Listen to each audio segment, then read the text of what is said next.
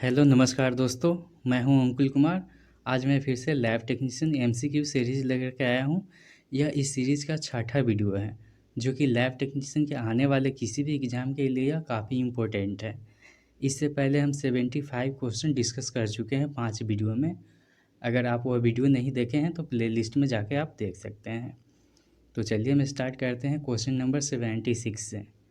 Which material are discarded in red container in according to the management of biomedical waste? Option A, tissue and body fluid. Option B, sharp needle. Option C, glass slide. Option D, infected petri dishes and gloves.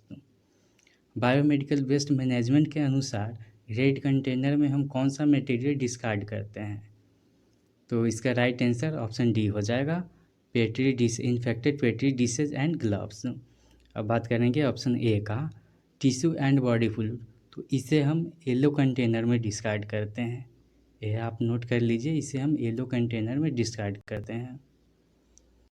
अब बात करेंगे option B का,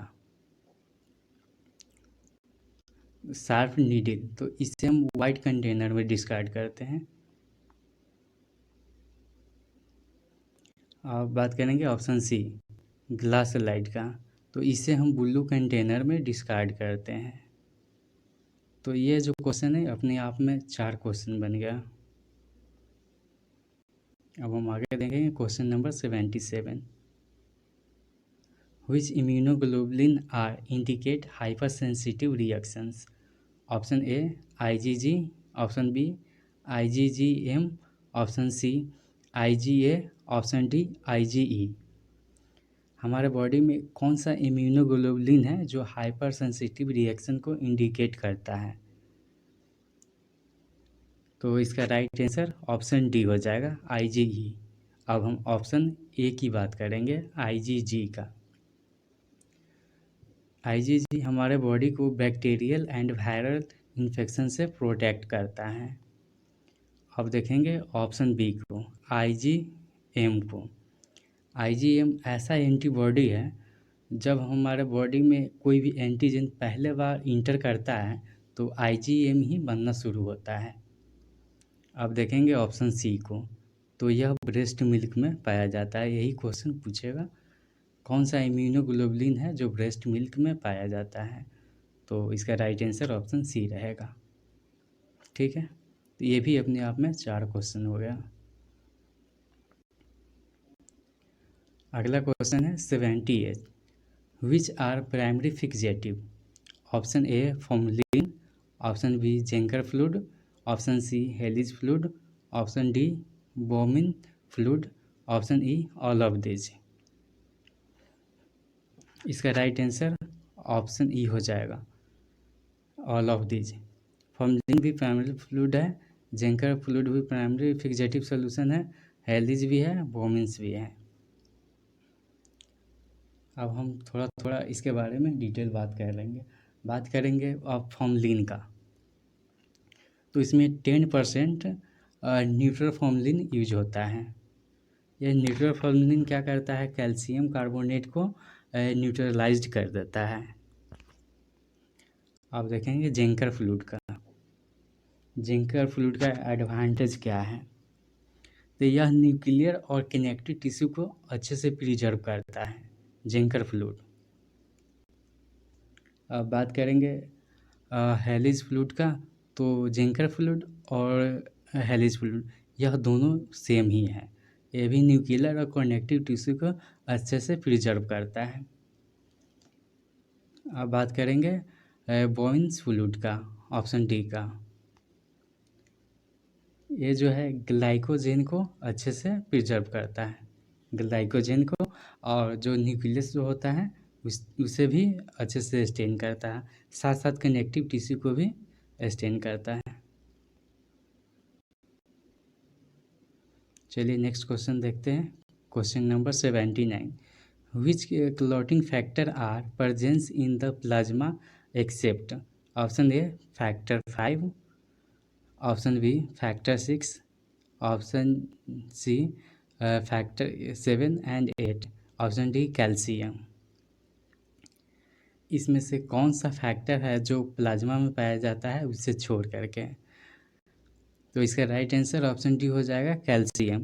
calcium भी clotting ही factor है, लेकिन यह plasma में नहीं होता है, यह सीरम में होता है। जब हम क्लॉटिंग ब्लड को सेंट्रीफ्यूज करेंगे तो वह सीरम में मिलेगा। लेकिन ये जो तीनों है factor 5, factor 6, factor 7, factor 8, factor 9, factor 10, 11, ये सब जो है प्लाज्मा में मिलता है।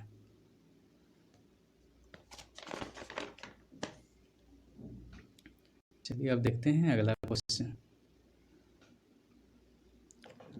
Between the third and fifth month of intrauterine life in erythropoiesis. Option A liver, option B spleen, option C both, option D none of these.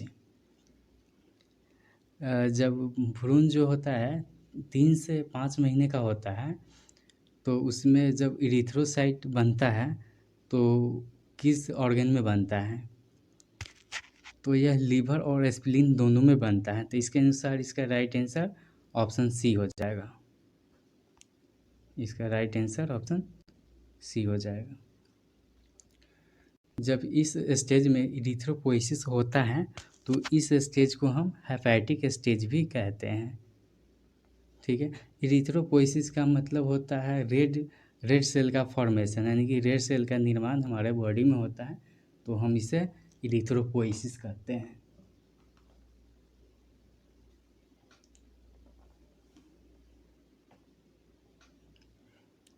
चलिए तो आगे क्वेश्चन देखते हैं। Which cell is the heaviest of all formed of blood? Option A red blood cell, option B white blood cell, option C platelet, option D none of these. हमारे body में जब blood का निर्माण होता है बहुत सारे सेल का, तो उसमें सबसे भारी सेल कौन सा होता है? तो सबसे भारी सेल उसमें रेड ब्लड सेल होता है।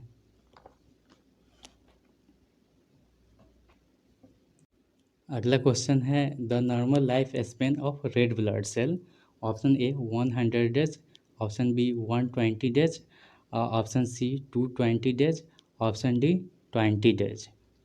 तो इसका राइट आंसर ऑप्शन बी हो जाएगा 120 डेज। रेड ब्लड सेल का जो जीवन काल होता है 120 दिन का होता है, लेकिन हम कैसे मानेंगे कि से यह 120 दिन में ख़त्म हो जाता है? क्या उसमें चेक करते हैं हम रेड ब्लड सेल का रेटिकुलो इंडोथेलियल सेल्स जो होता है उसे देखते हैं। जब वो डिस्ट्रॉय होने लगता है तो हम समझते हैं नहीं रेड सेल ख़राब हो, यानी कि डैमेज हो गया, ख़त्म हो गया, तब हम उसका लाइफ स्पेन इंडिकेट करते हैं। तो यह 120 दिन का होता है। 120 दिन बाद अपने आप रेटी इंडोथेलियल जो होता है रेड सेल का वो डिस्ट्रॉय होने लगता है।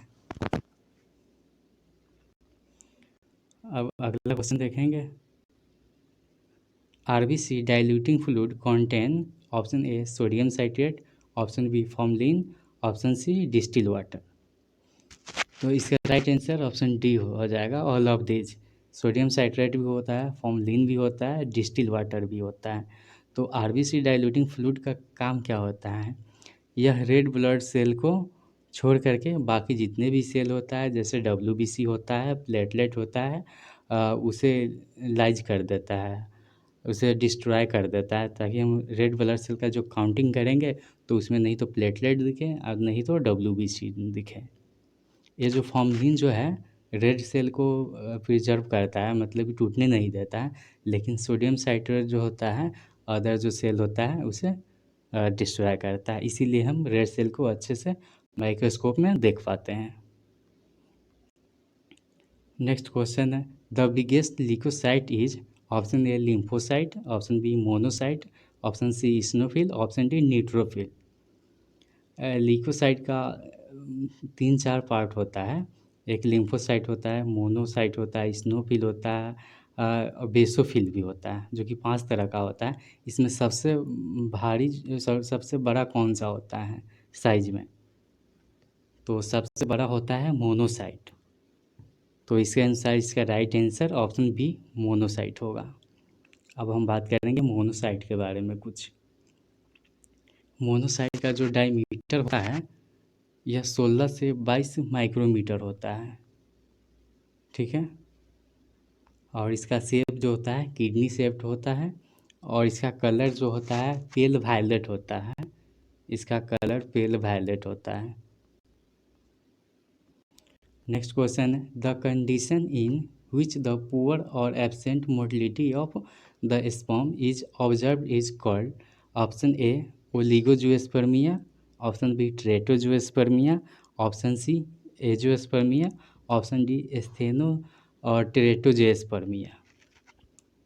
इसका राइट आंसर ऑप्शन डी हो जाएगा, एस्थेनो ट्रेटोजुएस्पर्मिया। अब हम देखते हैं ऑप्शन ए को।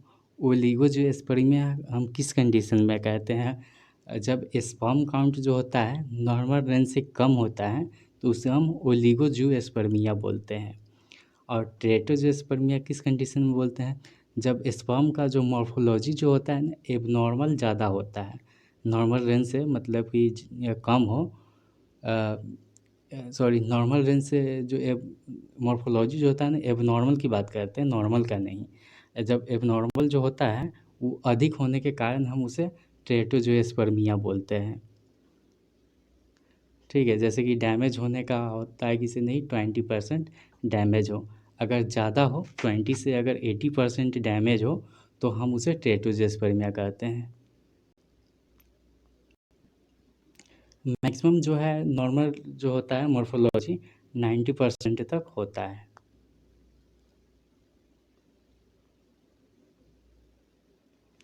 तो इसी के साथ हमारा वीडियो समाप्त होता है।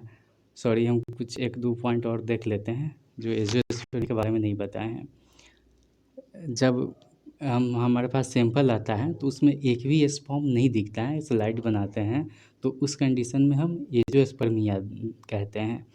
लेकिन उसका भी एक कंडीशन है, उसे कन्फर्मेशन के लिए हम सेंट्रीफ्यूज करते हैं। 5 या 7 मिनट के लिए सेंट्रीफ्यूज करते हैं और उसका जो पेलेट होता है उस पेलेट को जैसे कि यूरिन का स्लाइड बनाते हैं सेम स्लाइड बना के एक बार चेक करते हैं कहीं 1 या 2 स्पर्म है तो नहीं।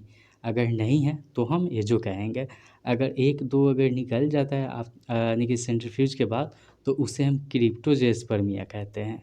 उसका इम्प्रेशन जो होता है क्रिप्टोस्पर्मिया कहते हैं। ठीक है, तो इसी के साथ हमारा वीडियो समाप्त होता है। Thank you.